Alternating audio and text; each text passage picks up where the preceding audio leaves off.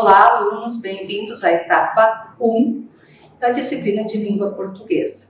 Eu sou a professora Rose e nós vamos retomar os conteúdos da sua apostila. O primeiro conteúdo é o texto narrativo. O que é o texto narrativo? O texto narrativo é uma contação de história. Alguém conta algo. Começa situando o lugar, dizendo quem são os personagens. Em seguida, vai apresentar situações, problemas, conflitos. Geralmente o personagem principal, chamado protagonista, vai ter dificuldades que são colocadas pelos antagonistas, ou antagonista, que são os contrários a esse protagonista. Nós temos um desfecho, que é quando esses problemas são resolvidos pelo protagonista, ou aparentemente resolvidos, e por fim, um final. Se conclui a história. Existem vários tipos de narrativas. Temos o romance, que é uma história longa, com um único texto, com um único núcleo, ou seja, sobre um único protagonista. Temos a novela, que esta sim vai ser só sobre um núcleo, só a história de um protagonista. Nós temos o conto, que é uma historinha bem curtinha. Nós temos a crônica, que também é uma narrativa curtinha, porém ela tem uma atualidade, ela geralmente é baseada em fatos que estão acontecendo e busca criticar ou apresentar ironias, levar a pensar. Nós temos a fábula, que é uma história curta também, mas que tem um objetivo final de trazer um ensinamento moral. Vamos considerar também a anedota, chamada piada, que é um texto que basicamente é oral, eventualmente vai passar para o texto escrito, e tem simplesmente o objetivo de fazer rir. É um texto de humor, certo? E nós vamos ter também a lenda. A lenda é um texto curto, uma história curta, que diferente dos outros vai mesclar elementos reais com elementos de fantasia, certo? Agora, o próximo conteúdo que vocês têm, que é muito importante, é morfologia, o estudo das palavras. E todas as palavras que nós temos no nosso idioma são classificadas em classes de acordo com a função que exercem.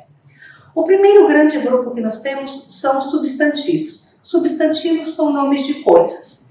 E sendo nome de coisas, de seres ou de fenômenos, elas têm uma grande variedade. As coisas são femininas, masculinas, tem uma ou tem várias, são grandes ou pequenas, certo?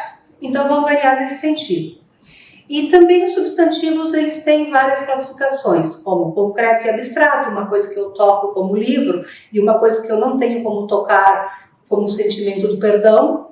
Eles podem ser próprios ou comuns. Próprio seria uma coisa específica, um nome específico de algo, por exemplo, uma marca ou o nome de uma pessoa. Comuns é que englobam várias coisas, seres do mesmo tipo, sem especificar exatamente. Nós temos os coletivos, que se referem a grupos, embora seja um substantivo, se refere a um grupo. Como eu digo, uma manada é um grupo de animais. Nós temos também os substantivos compostos, onde nós usamos dois substantivos que tinham significados próprios a eles, juntamos e transformamos num terceiro, como guarda e chuva vira guarda-chuva, certo? Ou parar, verbo, e queda, cair, se transforma em paraquedas, certo? Bom, os substantivos são usados em qualquer enunciado que nós tenhamos. Para entendê-los, nós usamos os artigos que os definem ou os indefinem. Quando eu digo a casa, eu estou me referindo a uma casa especificamente. Quando eu digo uma casa, pode ser qualquer uma, certo? E aí o artigo vai concordar com o substantivo, naquelas variações que eu falei, de feminino, masculino, singular e plural. Nós temos os adjetivos, que também são um grupo grande, que qualificam. E quando nós falamos em qualificar, não é só elogiar positivamente. Feio, mal, irritante também são qualidades, também são adjetivos. Estes também combinam com o substantivo, certo? Nós temos também os verbos, que normalmente indicam ações ou fenômenos da natureza e que vão variar em tempo, modo e conjugação. Então, nós temos o presente, o passado e o futuro. Nós temos o particípio, que é o tempo da ação terminada. Nós temos o gerúndio da ação acontecendo, e nós temos o infinitivo, que é simplesmente se referir à ação, certo? Todos os verbos seguem uma regra, eles todos têm uma terminação, ou os verbos terminam no seu infinitivo em a, ou er, ou ir. Amar, vender, partir. E partindo disso, todos eles vão seguir o mesmo modelo de conjugação. Eu amo, eu canto, eu digo, eu faço, certo? Bom, além dos verbos, nós vamos ter as preposições. Preposições são palavras que especificam algo. Então, se eu digo a casa de carnes, eu usei o substantivo casa, né? Eu coloquei um artigo feminino concordando e determinando, não é qualquer casa, é a casa. Se eu disse que é a casa, eu tenho que determinar do quê? Para isso eu preciso da preposição de. A casa de carnes, de câmbio, de shows, certo? Essa é a função das preposições. Além das preposições, nós temos os numerais, que não variam, são sempre os mesmos, né? Eventualmente tem alguns que variam, tipo o número 2, que pode ser 2. E esses servem sempre para medir, quantificar. Certo. Além disso, nós temos as interjeições, que são um grupo pequeno, que são muito usadas, por exemplo, na anedota, porque elas indicam estados, emoções. Por exemplo, se eu me machuquei, eu digo ai. Ai é uma interjeição. E imediatamente o meu interlocutor vai entender que eu me machuquei, que eu senti dor. Certo? Nós temos os pronomes também. Pronomes são palavras muito importantes. Os pronomes são palavras que eu uso para substituir o nome, o substantivo. Então, para não ficar repetindo o nome do sujeito da narrativa, Maria, Maria, Maria, eu posso substituir por ela, a moça, aquela moça. Isso são pronomes. Eles também podem indicar posse, por exemplo, a minha casa, a minha namorada e outros termos mais. Além dos pronomes, nós vamos ter as conjunções. As conjunções são palavras muito importantes porque elas expressam ideias e elas fazem isso conectando termos, conectando enunciados, conectando parágrafos. Então, a escolha da conjunção vai indicar o que vem depois, a ideia. Eu faço uma afirmação do tipo eu gosto de café e eu coloco a conjunção e eu já sei que eu vou acrescentar algo, porque ela é uma conjunção aditiva, de soma. Eu gosto de café e chá. Mas a mesma frase dita, eu gosto de café, mas me diz que há um problema com o fato de eu gostar de café. Pode ser, eu gosto de café, mas não posso tomar. Além das classes gramaticais, é importante que a gente retome o conceito de crase. Eu acredito que vocês já estudaram em outros momentos. A primeira coisa que eu quero falar para vocês sobre crase é o seguinte. O acento que vai sobre aquele A não é a crase. Aquilo é um acento grave que indica que aconteceu uma crase. A crase é a junção de dois As.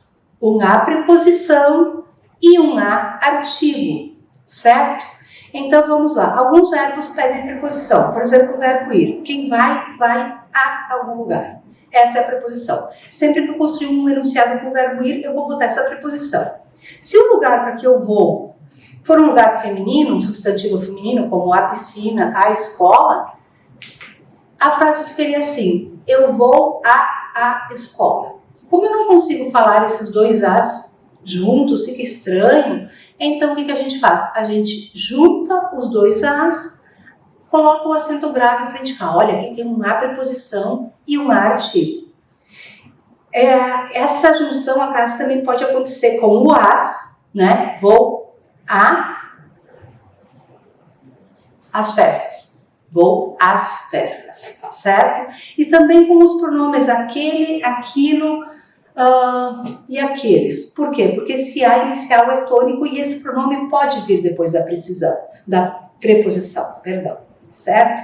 Então, quando acontece crase, a regra geral é que só vai acontecer crase antes de um substantivo feminino, que pediu um artigo feminino, a ou as. certo? Nós vamos ter algumas exceções. Nós não vamos usar a crase em expressões repetidas, como dia a dia, gota a gota, hora a hora.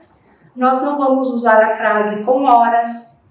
Nós não vamos usar a crase, obviamente, com palavras femininas. E também nós temos uma outra situação que é a crase facultativa. A crase facultativa é que colocá-la ou não colocá-la está correto. Depende da interpretação, depende da intenção de quem escreve. Então, na frente de pronomes femininos possessivos, como minha, quando vocês se referem às suas mães, vocês tanto podem dizer a minha mãe, como somente minha mãe, certo? Então, se vocês fizerem um enunciado que tem um verbo com a preposição a, referiu-se, referir-se, quem se refere a alguém. Olha a preposição aí. E se esse alguém é a minha mãe, eu tenho a preposição a e o artigo a. Nesse caso, vai acontecer a crase. Mas se eu não costumo dizer a minha mãe, eu vou dizer referiu-se a minha mãe. Só tem a preposição, não acontece a crase. Certo? Um outro caso em que a crase tem uma especificidade é, por exemplo, com o planeta Terra, com a palavra Terra. Quando eu me refiro a Terra como planeta, ela é a Terra. Especifiquei, o artigo A está determinando que é esta única Terra. Então, eu vou usar a crase. Os astronautas chegaram à Terra. Essa Terra é o planeta? Crase. Os surfistas chegaram à Terra, eles não chegaram ao planeta, chegaram a algum lugar da Terra, chegaram ao Sol. Nesse caso, eu não vou usar crase. A palavra casa também sofre com isso. Se eu especificar que é a casa de alguém, vou à casa de meus pais, crase, porque não é qualquer casa. Então, se não é qualquer casa, tem um artigo ali na frente determinando. Se eu não estou especificando, vou à casa de câmbio, bom, pode ser qualquer casa de câmbio, então não vai acontecer a crase, certo? Além disso, usou, claro, por favor, a crase sempre é um conteúdo que você deve retomar, reler, porque ela tem bastante situações e regra geral que eu posso dizer para vocês de macete. Se a crase só pode acontecer diante de palavras femininas, nunca masculinas, a não ser que esteja implícita uma expressão feminina antes da masculina. Como, por exemplo, cortou o cabelo a Ronaldo. Está implícito aí que cortou o cabelo à moda, à maneira, Ronaldo.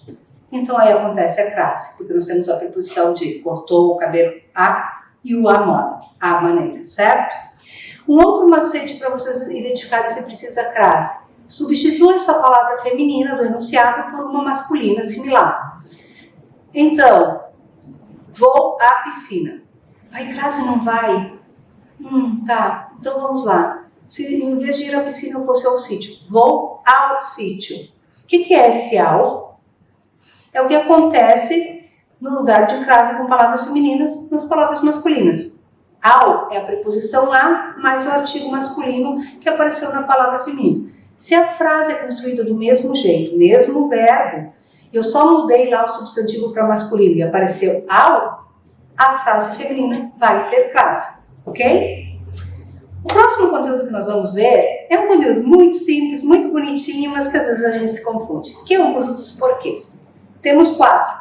2 separados, sempre perguntam. 2 que são juntos numa palavra só. Respondem, explicam. Separado com acento é porque ele está no final da pergunta interrogativa, ele tem uma tonicidade. Você não veio à aula por quê? Sem acento é no início. Por que você não veio à aula? Observa que o som é diferente. Por que você não veio à aula? Você não veio à aula por quê? Esse que final de frase é tônico, por isso ele recebe esse acento agudo. Simples, os 2 perguntam. Os outros 2 juntos, o primeiro é a conjunção. Lembra que eu falei de conjunções antes? O porquê tanto pode ser uma conjunção causal, ele vai responder por que não houve aula, nesse exemplo, ou ele vai explicar, dar um motivo. Então, não houve aula porque faltou o professor. Pronto, sem acento. O próximo é o mais simples de vocês memorizarem. Primeiro, lembram do título? Os porquês? Ele é o único que aceita plural, é esse junto com acento. E ele aceita artigo na frente, os porquês, o porquê. Esse é o primeiro macete para você saber. Tem artigo na frente, é junto e acentuado. E por que acontece isso? Porque o artigo na frente o transformou num substantivo. Substantivos variam em gênero e número, certo?